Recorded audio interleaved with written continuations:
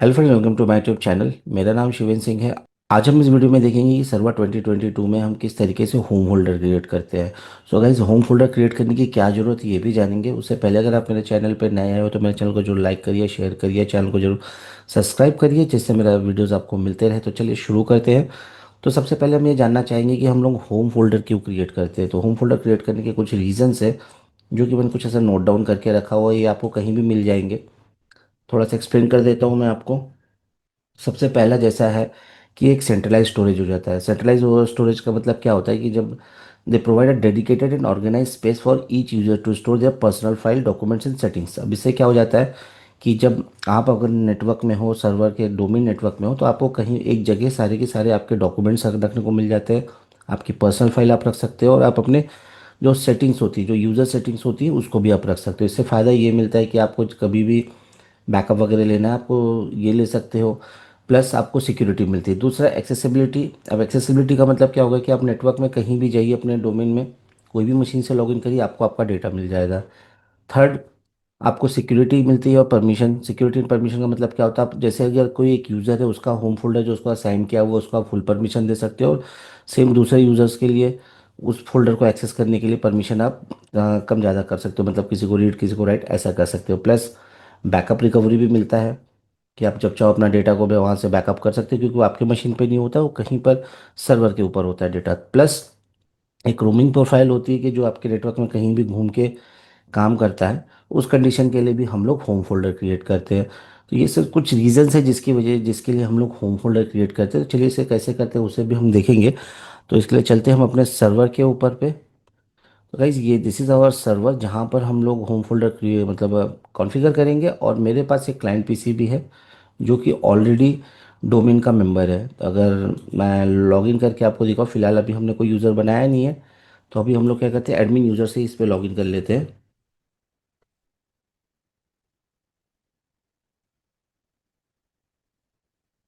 तो ये अभी लॉगिन हो रहा है। तो ये डोमेन मेंबर है। अगर इसके जहाँ दिखाना चाहे तो हम टूल्स में चलते हैं, active directory users and computer में चलेंगे। और मैं अगर एक कंटेनर्स में दिखाऊँ आपको कंप्यूटर्स में, तो मेरे पास एक विन 10 का कंप्यूटर है, जो कि इसका मेंबर है। ठीक है। सो गाइज, अभी सबसे पहला काम तो ये रहेगा कि मुझे एक होम फोल्डर क्रिएट करना है। तो मुझे मेरे पास स्पेस होनी चाहिए। तो मैं क्या करता हूँ, अपने मशीन के ऊपर एक हार्ड डिस्क ऐड कर लेता हूँ। तो मैं सेटिंग में चलता हूँ। जनरली बोला जाता है कि जब भी आप होम फोल्डर क्रिएट करें, तो अपने लिए एक अलग से वॉल्यूम रखें। आप सिस्टम वॉल्यूम पे कभी भी इसको सेव ना करें, क्योंकि सिस्टम वॉल्यूम क्रैश हो गया तो आपका पूरा का पूरा डेटा चला जाएगा। तो इसलिए जब भी हमें इसे बनाना है, तो एक पर्टिकुलर आपके पास अलग से वॉल्यूम होना चाहिए। तो हम एक हार्ड डिस्क ऐड कर लेते हैं। ठीक है। सो हमने एक हार्ड डिस्क क्रिएट कर लिए। अब फाइल्स एंड स्टोरेज सर्विस में चलते हैं, एंड डिस्क में चलेंगे। डिस्क में जाने के बाद ये अपने पास एक अपनी हार्ड डिस्क नोन अभी आने की है। सो हम लोग एक काम करते हैं, मैनेज में चल के डिस्क मैनेजमेंट में चलते हैं। Disk after going to disk management, ये हमारी हार्ड डिस्क आ चुकी है। इसे ओके कर लेते हैं, और इस पर एक वॉल्यूम बना लेते हैं। फिलहाल अभी मैं इसमें एक 60 GB की है, तो मैं एक वॉल्यूम क्रिएट कर लेता हूँ। फिनिश कर लेते हैं। तो हमारा ई ड्राइव यहाँ पर क्रिएट हो चुका है। हम अगर दिखाना चाहें तो वॉल्यूम में चलते हैं। देखिए, दिस पीसी में आप क्लिक करिए। सो हमारे पास एक ई ड्राइव क्रिएट हो चुका है। तो अब इसके बाद हमें करना क्या है, इसके बाद हमें करना ये है कि हम यहाँ पर एक होम फोल्डर क्रिएट कर लेंगे, जो कि बाद में हम यूज़र को शेयर करेंगे। तो एक नया फोल्डर क्रिएट कर लेते हैं,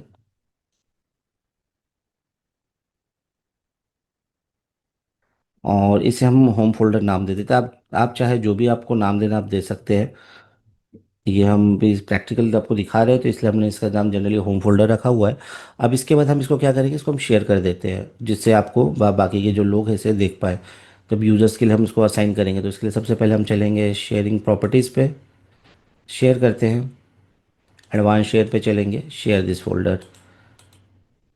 जैसे हम इसको शेयर करते हैं, तो इसके साथ में इस पर हम लोग डॉलर भी लगा देंगे, जिससे ये बाकी यूज़र्स को ऐसे ना शो हो, जिसके लिए हम शेयर कर रहे हैं वो करेंगे। पर अगर आपको कुछ कमेंट्स दे रहा है तो कमेंट्स दे सकते हो। परमिशन में आप चलेंगे, बाय डिफ़ॉल्ट एवरीवन है, तो इसको हम लोग अलाउ कर देते हैं फिलहाल अभी।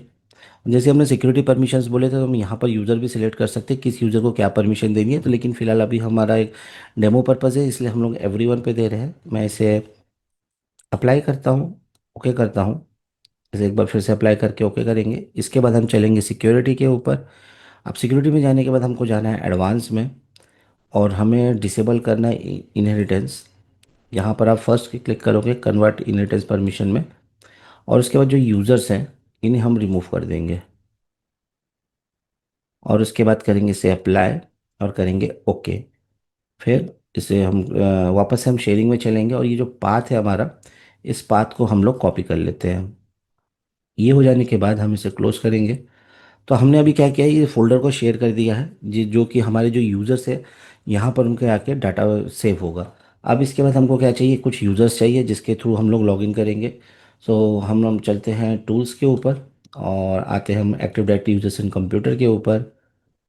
और यहाँ पर हम लोग क्या करते हैं, एक ओयू बना लेते हैं। ओयू मीन्स ऑर्गेनाइजेशन यूनिट। सो हम इसे एक टेस्ट ओयू दे देते हैं, ओके करते हैं। इसके बाद हम लोग यहाँ पर एक ग्रुप बना लेते हैं। ग्रुप का नाम हम, चलिए यहाँ पर एक डेमो ग्रुप बना लेते हैं, चलो सेल्स का एक ग्रुप बना लेते हैं। हम इसे ग्लोबली रहने देते हैं, ओके करेंगे। फिर हम लोग कुछ यूज़र्स बनाते हैं जो कि हमारे इस होम फोल्डर को एक्सेस करेगा। तो न्यू में चल के हम यूज़र बनाते हैं। जैसे एक यूज़र बना लेता हूँ मैं, सुरेश।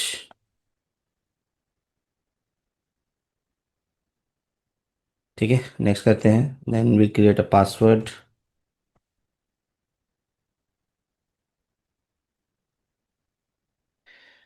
इसे हटा देते हैं, करते हैं नेक्स्ट एंड फिनिश। इसके बाद एक यूज़र और क्रिएट कर लेते हैं। एक राहुल यूज़र भी क्रिएट कर लेते हैं, जो कि इस होम फोल्डर को एक्सेस करेंगे। मीन्स आपके का कंपनी में है जो बंदे लोग काम कर रहे हैं, उनका वो यूज़र से जो लॉगिन करने वाले हैं इसको।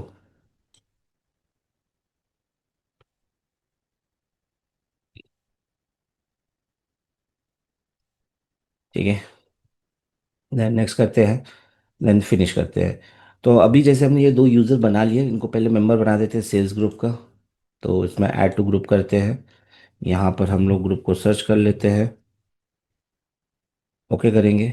ये ऐड हो गया। ऐसे ही हम राहुल को भी ऐड कर लेते हैं,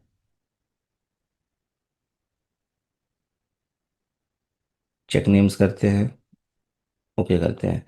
अब हमने तो यहाँ पर ये दो यूज़र बनाए, ये मेरे लॉगिन कर पाते हैं कि नहीं है, तो अपने क्लाइंट मशीन पे चलते हैं। फिलहाल तो ये भी एडमिन यूज़र से लॉगिन हुआ था, तो इसे एक बार हम लोग लॉग ऑफ करते हैं।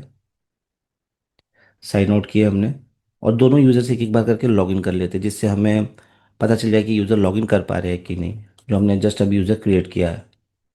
तो पहला जैसा अदर यूज़र में क्लिक करके आप यहाँ लिखिए राहुल, और जो पासवर्ड दिए थे वो पासवर्ड डाल देते हैं। तो राहुल भी लॉगिन कर पा रहा है, और हम इसको भी एक बार जब लॉगिन हो जाता है इसको लॉग ऑफ करके फिर से हम टेस्ट, जो हमारा दूसरा यूज़र था सुरेश, उससे भी लॉगिन कर लेते हैं।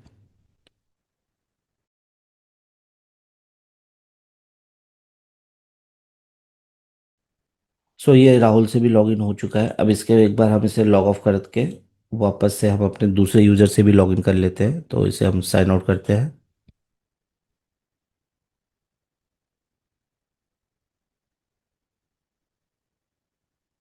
और इसके बाद फिर हम लोग अपना जो दूसरा यूज़र था राहुल, सुरेश, उससे लॉगिन करेंगे। सो एक बार फिर चलिए लॉगिन करते हैं, अदर यूज़र में चलते हैं, और यहाँ से हम लोग कर लेते हैं सुरेश को लॉगिन।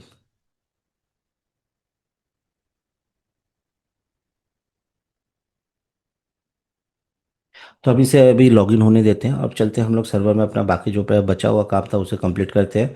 तो सर्वर में जैसे अब आने के बाद हमारे पास यहाँ पर देखिए दो यूजर्स, एक राहुल और एक सुरेश है। हम इसे सिलेक्ट करेंगे। इसके बाद चलेंगे इसके प्रॉपर्टीज़ में। प्रॉपर्टीज़ में जाने के बाद हम चलेंगे प्रोफाइल में।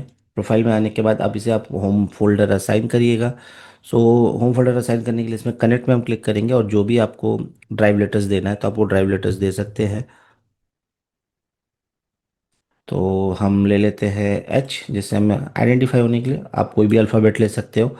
और इसके बाद जो पाथ हमने कॉपी किए थे वो पाथ हमें यहाँ पर मेंशन करना है। तो वो पेस्ट करते हैं। इसके बाद हमें एक चीज़ और लिखनी है, तो हम डॉलर लिखेंगे और यूज़र नेम, और इसको फिर डॉलर से क्लोज कर देंगे। तो परसेंटाइल लेंगे, डॉलर नहीं परसेंटाइल लेंगे, देन इसके बाद इसे क्लोज करेंगे जैसे कोई भी यूज़र इसको एक्सेस कर पाए। ठीक है, तो इसे हम अप्लाई करते हैं एंड ओके करते हैं। तो हमने अभी क्या किए, इन यूज़र्स को हमने असाइन कर दिए। जैसे आप इन यूज़र्स के लिए असाइन किए हैं, तो जो आप फोल्डर होम फोल्डर बनाए थे वहाँ पर जाके चेक करिएगा, इन यूज़र्स के आपको फोल्डर्स दिख गया। मतलब ये जो फोल्डर्स है अब ये इन यूज़र्स के लिए असाइन हो चुके हैं। मतलब अगर यूज़र लॉगिन करेगा और कोई डेटा अगर इसमें डालता है तो वो इसको एक्सेस कर पाएगा।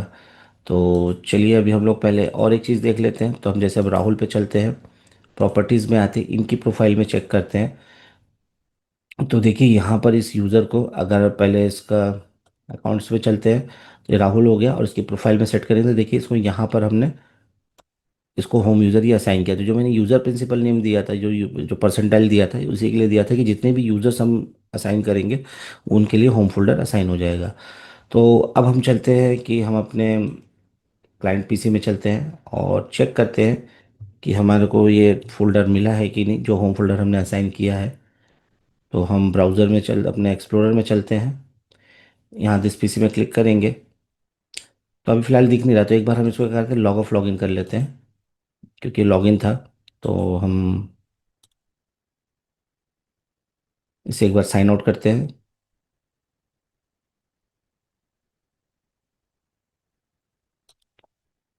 और अब इसके बाद वापस से लॉगिन करते हैं।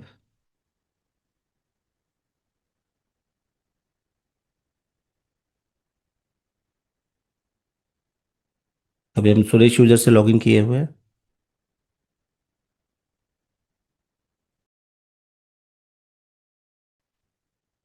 Now we go to the explorer, so and go to this PC.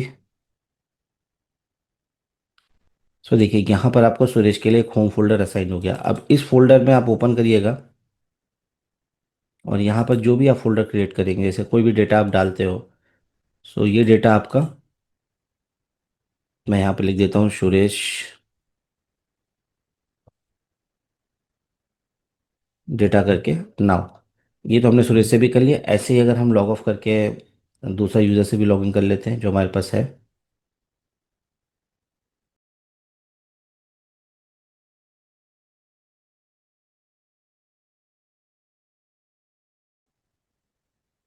तो हम एक्सप्लोरर में चलते हैं,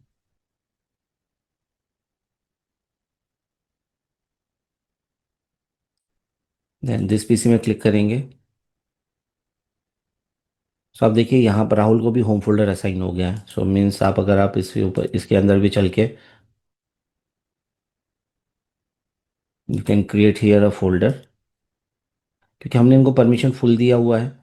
तो आप यहाँ से भी फोल्डर क्रिएट कर सकते हो और वहाँ पर आके चेक भी कर सकते हो। आप चाहो तो पर फॉर सिक्योरिटी रीज़न आप अपनी परमिशन को अलग से मैनेज कर सकते हो, क्या क्या क्या देना है आपको वो आपके ऊपर डिपेंड करता है। हमने एक राहुल बनाया है। अब हम देखते हैं अपने सर्वर पे आते हैं और जो हमने होम फोल्डर में वहाँ पर काम किया, देखते हैं यहाँ पर आया है कि नहीं। तो देखिए राहुल को आपने वहाँ से एक फोल्डर बनाया तो वो भी आपको यहाँ पर शो हो रहा है, और सुरेश के लिए बनाया तो वो भी शो हो रहा है। तो गाइज इस तरीके से हम अपने एनवायरनमेंट सर्वर एनवायरनमेंट में या सर्वर 22 के अंदर पे होम फोल्डर क्रिएट कर लेते हैं। ये वीडियो आपको कैसे लगा आप ज़रूर बताइएगा। Thank you.